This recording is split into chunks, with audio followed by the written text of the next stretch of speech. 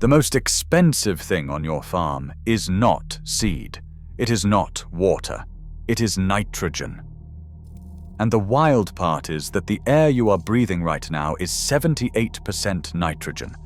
It is literally everywhere, but your plants cannot touch it. They just sit there, starving, surrounded by the one thing they need most. So what did we do? We built a global industry to trap that gas and sell it back to you in a plastic bag. $50, $80, $100 a bag. Granular synthetic fertilizer pouring out of a torn sack into gloved hands, season after season. It burns your soil, salts your earth, and drains your wallet every single year. But nature already solved this problem. There is a biological machine that pulls nitrogen directly out of the atmosphere and converts it into solid, usable plant food. It doubles in mass every 3 days. It costs nothing, and the fertilizer industry really wishes you did not know about it. This tiny, bright green plant is called Azolla. Today, I am going to show you how to build an atmospheric nitrogen harvester in your backyard with a cattle trough and some rainwater. To understand why this little floating fern matters, you need to understand the trap you are already in. In 1909, a German chemist named Fritz Haber figured out how to pull nitrogen from the air and combine it with hydrogen to make ammonia. His colleague Carl Bosch then figured out how to do it at industrial scale. Massive factories with smokestacks and steel pipelines were built across Europe and North America to run this single chemical reaction around the clock. The process required extreme heat, extreme pressure, and enormous amounts of energy. It was considered one of the greatest scientific achievements of the 20th century. Some historians argue the Haber-Bosch process is the reason half the people alive today exist at all. And honestly, it was. It allowed us to produce synthetic fertilizer on a massive scale. Crop yields exploded. Populations boomed. Entire nations that had struggled with famine suddenly had surplus grain. The modern food system, every supermarket aisle and fast food restaurant, runs on the Haber-Bosch process. But nobody talks about the source. The hydrogen in that reaction comes from natural gas. So when energy prices spike at the oil drilling rigs and the pipeline terminals, fertilizer prices spike right behind them. In 2022, the price of urea nearly tripled in a single year. Farmers across the American Midwest watched their input costs blow past anything they had budgeted for. You are not just buying plant food. You are buying a product tethered to the price of oil, and you have zero control over what that price does next. And it gets worse. Synthetic nitrogen feeds the plant, but it starves the soil. It kills the earthworms and the fungal networks and the microbial colonies that make dirt actually fertile. Healthy soil teeming with biology slowly turns into cracked, pale, lifeless ground that cannot hold water or support life on its own. Farmers who have used heavy synthetic applications for decades often find that their yields plateau and then start dropping, even as they pour on more and more product. It is a sugar rush. Once you start using it, your soil becomes dependent on it. You cannot stop without watching your yields collapse. It is not a product. It is a subscription service, and the bill goes up every year. The biology behind that subscription model is brutal. When you dump synthetic ammonium nitrate on soil, it dissolves into the water table and feeds the plant directly. The plant gets its nitrogen fix, so it stops sending sugar signals to the mycorrhizal fungi in the root zone. Those fungi are the ones that trade nutrients with your plants in exchange for carbon. Cut off their food supply and they die. Once the fungi die, the bacteria that depend on them die. Once the bacteria die, the soil structure collapses. It stops holding water, it stops holding air. And now you have compacted dirt that cannot grow anything without another bag of the same product that killed it in the first place. That is not farming. That is chemical life support. So why does the garden center aisle stay stacked with bags of synthetic fertilizer instead of selling the alternative? Simple. You cannot put a barcode on something that reproduces itself in a pond. You cannot patent a weed. You cannot build a supply chain around a plant that doubles every 3 days and gives itself away. It destroys their entire recurring revenue model. But Vietnamese rice farmers have been using this alternative for over 1,000 years. They never forgot it. We just never learned. This is Azolla. Some people call it fairy moss. Some call it mosquito fern. It looks like nothing. A green film floating on still water in a shallow pond, something you would skim off and throw away without thinking twice. But inside every single leaf of this tiny fern, there is a bacterium called Azolla, and this bacterium does something that would cost an industrial factory millions of dollars in equipment and energy. It grabs nitrogen gas straight from the atmosphere and converts it into a form that plants can eat for free, using sunlight. No electricity, no natural gas, no $100 bags. This is not some fringe permaculture theory. This is documented biology that has been studied at major agricultural universities around the world. Azolla has a carbon to nitrogen ratio of roughly 10:1. That is the sweet spot for decomposition. When you spread this stuff on soil, it does not just sit there for months like wood chips or straw. It breaks down fast and releases nutrients almost immediately into the root zone where your plants can actually use them. Rice farmers in Vietnam have been growing Azolla alongside their crops in flooded paddies for centuries. They let it cover the water surface between the rows of young rice plants. Then they till it under before the next planting. No chemicals, no bags from the feed store, no bill. The rice grows, the Azolla regrows, and the cycle repeats itself year after year without any outside input. And the numbers are hard to argue with.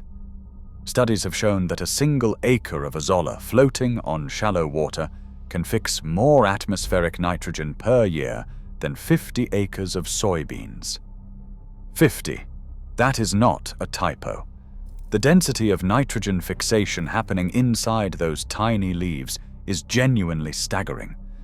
It doubles its biomass every 2 to 5 days under good conditions. You harvest it by scooping dense green mats out of the trough, water dripping through your fingers, and within a week it has completely grown back. You are not depleting a resource. You are skimming the overflow of something that will not stop producing. This is what a self-replicating fertilizer factory looks like. No smokestacks, no supply chain, just water and sunlight. Let's build one. Step 1. You need a vessel. A cattle trough sitting in partial shade works perfectly. An old cast iron bathtub works.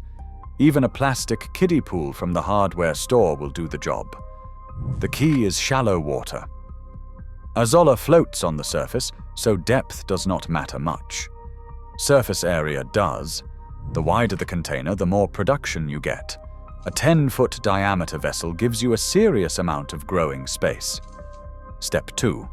Fill it with water from a rainwater barrel if you have one. Rainwater is ideal because it does not have the chlorine that kills off the anabaina bacteria living inside the Azolla.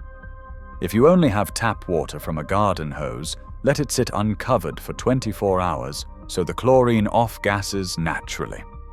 Then toss in a small handful of compost or pond mud.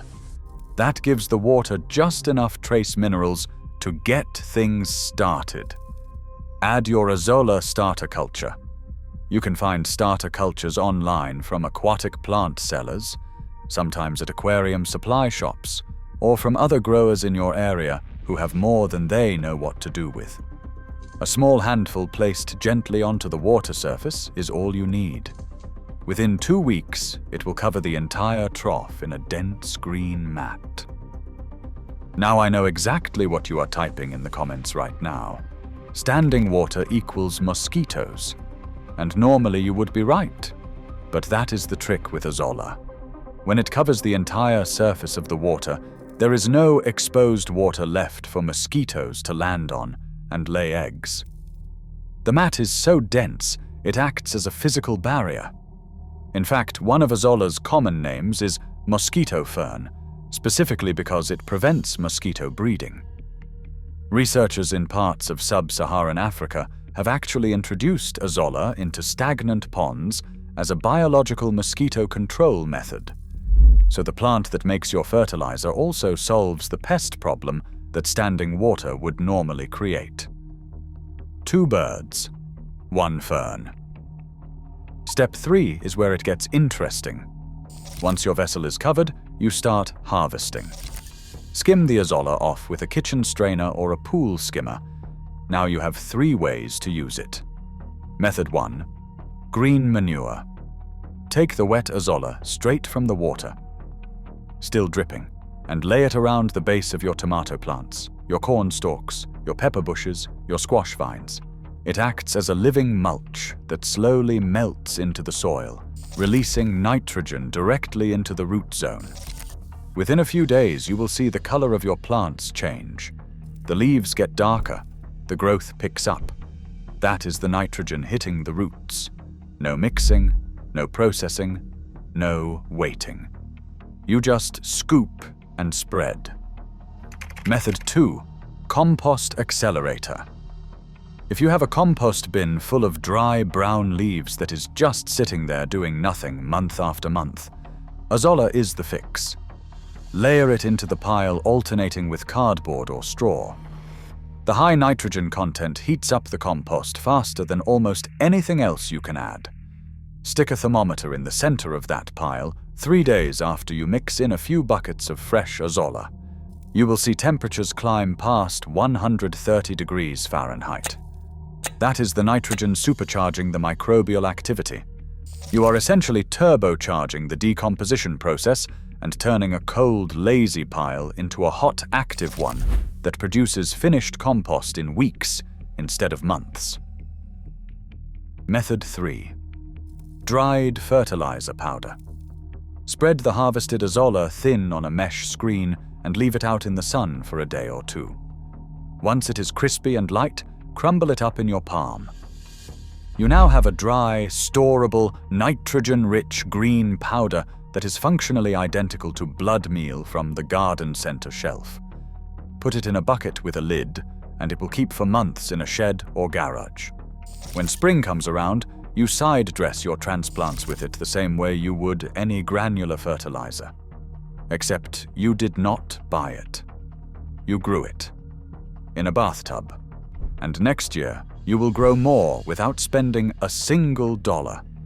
A 10-foot pool producing Azolla through a full growing season can replace 2 to 3 bags of store-bought nitrogen fertilizer. That is somewhere between $150 and $300 you are not spending. Every year, from a setup that cost you almost nothing to build and nothing to maintain. Think about it this way. Farming should not be about buying inputs every season and hoping the prices do not gut your budget. It should be about capturing energy that is already there. Solar panels on a barn roof capture sunlight and turn it into electricity. Azolla floating on a cattle trough captures atmospheric nitrogen and turns it into fertilizer. One costs thousands of dollars, requires professional installation, and takes years to pay off. The other costs a bathtub, a handful of starter culture, and some patience. One is a technological marvel. The other is a biological one that has been running since the Cretaceous period. Only one of them also reproduces itself. The truth is simple. The soil does not need more chemicals dumped on it every spring. It needs biology. It needs the worms and the fungi and the bacteria that have been building fertile ground for millions of years before we showed up with our factory bags. And this tiny floating fern, the one that looks like green pond scum on still water, is one of the most efficient biological nitrogen fixers on the planet. It has been doing this work since before humans walked the earth. We just stopped paying attention. Stop paying for what nature gives you for free. Build the pond. Break the subscription. If you want to see what else fits inside this self-sustaining loop to feed your family without a feed store, click the video on screen now. Subscribe so you do not miss the next one.